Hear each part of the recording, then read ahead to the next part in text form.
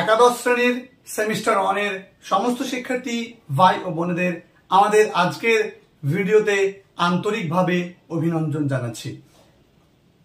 একাদশ শ্রেণীর সেমিস্টার 1 এ ব্যাঙ্গেল শেলার এই যে কবিতাটা আছে, এই কবিতা থেকে যাবতীয় টেক্সচুয়াল গ্রামার আমরা আজকের ভিডিওতে আলোচনা করব। নেক্সট দেখো, সাম আর মিট ফর আ মেডেন্স রিস্ট, এটাকে নেগেটিভ করতে বলেছে। আমরা জানি নেগেটিভ করতে বললে ভার্বের নেগেটিভ করতে হয়, তাহলে আর এর নেগেটিভ আর নট, তাহলে মিট করা যেতে পারে। একটা ভার্বের নেগেটিভ করলাম যে আর নট, কিন্তু একটা অপোজিট লাগবে, তো সামের অপোজিট লিখবে কি মেনি, সামের অপোজিট মেনি, তাহলে অপোজিট প্লাস ভার্বের নেগেটিভ বা নেগেটিভ প্লাস ভার্বের অপোজিট করে তুমি নেগেটিভ করতে পারো। তাহলে এখানে সামের অপোজিট মেনি, আর এর নেগেটিভ হচ্ছে আর নট। মিট থেকে শুরু করে বাকিটা যেমন ছিল তুমি লিখে দাও, তোমার উত্তর শেষ হয়ে যাবে। Next, summer ফ্লাস্ট like the birds that dream, এটাকে তোমাকে সিম্পল করতে বলেছে, কমপ্লেক্স করতে বলেছে। আবার দেখো আমি এক্ষুনি কম্পাউন্ডও দেখালাম, তাহলে এইটাকে সিম্পল করো। আগে সিম্পল করো, কি হবে? সাম আর ফ্লাস্ট, কিছু আছে ফ্লাস্টের মতো, তাই না? মানে ওই লাল রঙের, এরকম আমরা বলতে পারি সামার ফ্লাস্ট। দেখো লাইক, এবার দেখো দ্য বার্ডস দ্যাট ড্রিম, একটা বার্ডস কুড়ির মতো যা ড্রিম স্বপ্ন দেখে, মানে এরকম করে তুমি বলো যে like dreaming birds, like the dreaming, like the dreaming birds, ঠিক আছে? স্বপ্নের মতো যে কুড়ি, স্বপ্নালু কুড়ি তার মতো, এইরকম করে তুমি বলতে পারো। এটা তোমায় কমপ্লেক্স করতে বলেছে, ঠিক আছে? এবার দেখো এটা দিয়ে আমি কমপ্লেক্সটা বের করে কি করে, তো কমপ্লেক্সটা আমি একটু মুছে দিয়ে তোমাদেরকে আমি উপরে দেখাই, কমপ্লেক্সটা একটু উপরে দেখাই। তোমরা যাদের মনে হবে স্ক্রিনশট করে নেবে তারা স্ক্রিনশট করে নিতে পারো, আমি পড়াতে স্ক্রিনশটটা তোমরা নিয়ে নেবে, ঠিক আছে? আচ্ছা, এবার দেখো এইটাকে আমি বলতে পারি, যখন কোন একটা বাক্যের মধ্যে লাইক কথাটা আছে, তাহলে 12 নম্বর উত্তরটা দেখো, শাম আর কেমন ফ্লাস্ট, লাইকে যখন তুমি লিখো অ্যাজ দ্য বার্ডস, ঠিক আছে? অ্যাজ দ্য বার্ডস ড্রিম, এরকম করে কি করতে পারি, আমি কিন্তু এটাকে কমপ্লেক্সে রূপান্তর করে নিতে পারি, ঠিক আছে? আচ্ছা 13 নম্বর, সাম আর অ্যাগ্লো, এটাকে করতে বলেছে অ্যাগ্লো শব্দটা তাহলে দাগ, এটাকে করতে বলেছে নাউন। তাহলে অ্যাগ্লো মানে হচ্ছে যা ঝলমল করছে এমন, তাহলে এইরকম ক্ষেত্রে আমরা অ্যাগ্লো যেমন বলি আমরা আবেড, আবেড মানে হচ্ছে তোমার on the bed, on the bed, ওই রকম করে অ্যাগ্লো মানে হচ্ছে আমি বলতে পারি যে summer in a glow, summer in a glow. She serves her household, এখানে নাউন করতে বলেছে, তো ভার্বকে নাউন করতে বললে একটা নতুন ভার্ব তোমাকে নিতে হবে, তাহলে তুমি সি লিখে নাও, একটা নতুন ভার্ব খোঁজো। কিভাবে খুঁজবে? সার্ভস মানে হচ্ছে কাজ করা, ঠিক আছে? কাজ করা, যখন করা কথাটা থাকে তখন এক এক সময় এক এক রকম ভার্ব নিয়ে আসতে হয়, তো আমি বলতে পারি প্রোভাইড, কি প্রোভাইড করেছে, তাহলে প্রোভাইডস কি প্রোভাইড করেছে, প্রোভাইড সার্ভিস, সার্ভ থেকে তার নাউন ফর্ম হয়ে যায় সার্ভিস, তাহলে প্রোভাইড সার্ভিস কাকে, টু হার হাউস হোল্ড, কি সার্ভ করেছে, হার হাউস হোল্ড, তার বাড়ির কাজ, তাই তার বাড়ির, দেখো provide service to her household.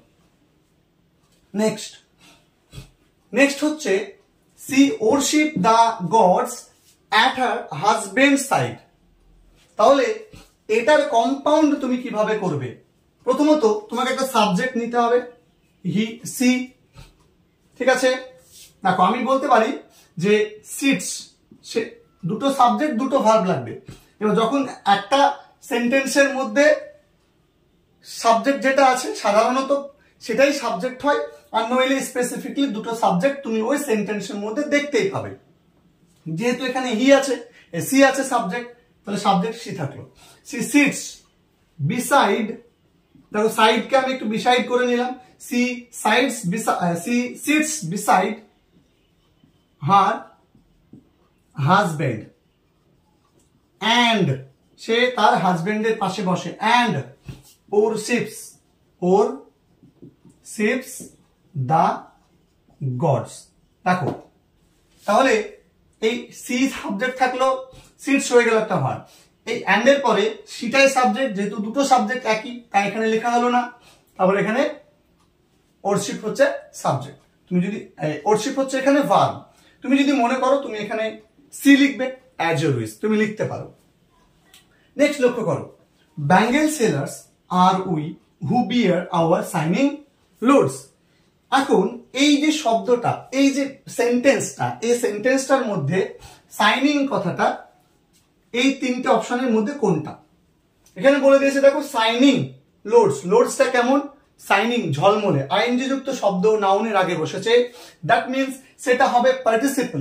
এখানে অপশন দেওয়া আছে প্রেজেন্ট পার্টিসিপল, জেরান্ড না পাস্ট পার্টিসিপল। তো এটা পার্টিসিপলের মধ্যে অংশ, আইএনজি মানে প্রেজেন্ট পার্টিসিপল, তাহলে এটা হয়ে যাবে তোমাদের কি উত্তর। তোমাদের তখন চারটে অপশনের মধ্যে এই অপশনটা তোমাকে চুজ করতে হবে।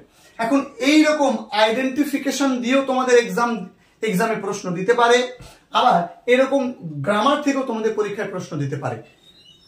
তোমাকে সব রকম গ্রামার কিন্তু করে যেতে হবে এক্সামের জন্য।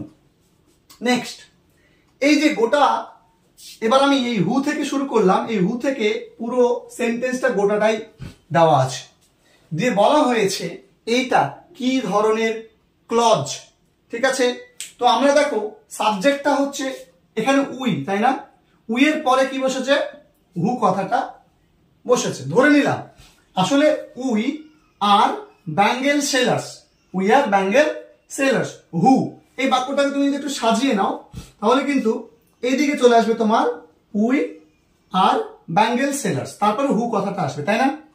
তাহলে এই হু বলতে, হু অর্থাৎ WH ওয়ার্ডের পাশে আগে তোমার যে নাউনটা থাকবে সেই নাউনটা আর ওই WH ওয়ার্ডটা যদি একই হয়, একই একে বোঝায়, তাহলে সেটা কি হয়ে যাবে? তাহলে সেটা হয়ে যাবে তোমার অ্যাডজেক্টিভ ক্লজ। যেহেতু এখানে হু আছে, এখানে নাউন আছে, সুতরাং পারসন প্লাস হু তুমি এই ফরম্যাটটা পেলেই করে দেবে কি, সেটা হয়ে যাবে তোমার অ্যাডজেক্টিভ ক্লজ, বা সেটা হয়ে যাবে রিলেটিভ ক্লজ। এবার লক্ষ্য করো, যেটা আমাদের এই নাউন ক্লজ হচ্ছে বা অ্যাডজেক্টিভ ক্লজ হচ্ছে বা অ্যাডভার্ব ক্লজ হচ্ছে, সেইটা আসলে একটা সাবঅর্ডিনেট ক্লজ। তোমাকে এই অংশটার তলায় দাগ দিয়ে দিতে পারে, দিয়ে বলতে পারে এটা কোন ধরনের ক্লজ। অপশনে দেওয়া থাকবে সাবঅর্ডিনেট ক্লজ, এরকম করে কিন্তু অপশনে দেওয়া থাকতে পারে, মেইন ক্লজ, সাবঅর্ডিনেট ক্লজ এরকম দেওয়া থাকবে। তখন কিন্তু তোমাকে অবশ্যই কি করতে হবে? তোমাকে তখন লিখতে হবে সাবঅর্ডিনেট ক্লজ। ঠিক আছে, আবার ধরো এরকম দেওয়া আছে যে এখানে বলে দিয়েছে bangle sellers are we who bear our shining loads, এরকম করে তোমাকে সাজিয়েও দিতে পারে, বা তোমাকে এখানেই বলতে পারে ব্যাঙ্গেল সেলার্স আর উই। ঠিক আছে, এখন এইখানে তোমাকে অপশন দিয়েছে, দেখো অপশন দিচ্ছে যে সাবঅর্ডিনেট ক্লজ, সাবঅর্ডিনেট। ঠিক আছে, আমি শর্টকাটে অপশন দিচ্ছি সাবঅর্ডিনেট। অপশন নম্বর বি ধরো দিয়েছে তোমার মেইন ক্লজ, মেইন ক্লজ। ঠিক আছে, অপশন নম্বর সি এ দিয়েছে তোমার অ্যাডজেক্টিভ ক্লজ। ঠিক আছে, এবং অপশন নম্বর ডি এ দিয়েছে, অপশন নম্বর ডি এ দিয়েছে বোথ বি অ্যান্ড সি। এখন উত্তরটা কোনটা হবে? দেখো আসলে যেটা নাউন ক্লজ, অ্যাডজেক্টিভ ক্লজ বা অ্যাডভার্ব ক্লজ হয় সেটা আসলে সাবঅর্ডিনেট ক্লজ, তাহলে সাবঅর্ডিনেট ক্লজ অপশন নম্বর এ ঠিক হচ্ছে। আবার এটা যেহেতু এই হু এর আগে নাউনটাকেই বোঝাচ্ছে বা প্রোনাউনটাকে বোঝাচ্ছে, তার জন্য পারসন প্লাস হু আছে বলেই এটা অ্যাডজেক্টিভ ক্লজ হবে। তাহলে অপশন নম্বর এও হচ্ছে, সরি এখানে অপশন নম্বর এ এবং সি, অপশন নম্বর এ এবং সি। তাহলে এও উত্তর সঠিক, সিও উত্তর সঠিক, তখন তোমার অপশন হয়ে যাবে উত্তর কি? অপশন নম্বর ডি হয়ে যাবে উত্তর। Very simple. নেক্সট দেখো, সি হু ক্রেডেলড ফেয়ার সানস সার্ভস হার হাউসহোল্ড, এইটা কি ধরনের ক্লজ? এইটা কি ধরনের ক্লজ তোমাকে লিখতে বলেছে? সি সার্ভস হার হাউসহোল্ড, এটা কি ধরনের ক্লজ? ধরো এই চারটে অপশনই আছে, তাহলে তুমি দেখো সাবজেক্ট আছে, ভার্ব আছে, নর্মাল অবজেক্ট আছে, তাহলে সেটা কি হয়ে যাবে? সেটা হয়ে যাবে তোমার মেইন ক্লজ বা প্রিন্সিপাল ক্লজ। এবার তোমাকে মনে রাখতে হবে যে এই যে তুমি ব্যাঙ্গেল শেলার কবিতাটা পড়ছো, এই ব্যাঙ্গেল শেলার কবিতাতে যতগুলো ক্লজ আছে প্রত্যেকটা ক্লজই রিলেটিভ ক্লজ, প্রত্যেকটা সাবঅর্ডিনেট ক্লজ হচ্ছে রিলেটিভ ক্লজ। আর অন্যটা তোমার কি হবে, কোনটা প্রিন্সিপাল ক্লজ হবে, কোনটা কি হবে, কোনটা প্রিন্সিপাল ক্লজ বা তোমার মেইন ক্লজ, আর কোনটা হচ্ছে সাবঅর্ডিনেট ক্লজ। দেখো সি হু ক্রেডেল হার ফেয়ার সানস, এইটুকু যদি তোমাকে দিত অপশনে পরীক্ষায় যদি দিত, তুমি লিখতে সেটা কি, এইটুকু হয়ে যেত তোমার সাবঅর্ডিনেট ক্লজ। এবং সি একটা পার্সন, তার পাশে হু আছে, পার্সন প্লাস হু, হুজ, হুম থাকলে সেটা কি হয়ে যাবে, অ্যাডজেক্টিভ ক্লজ হয়ে যাবে।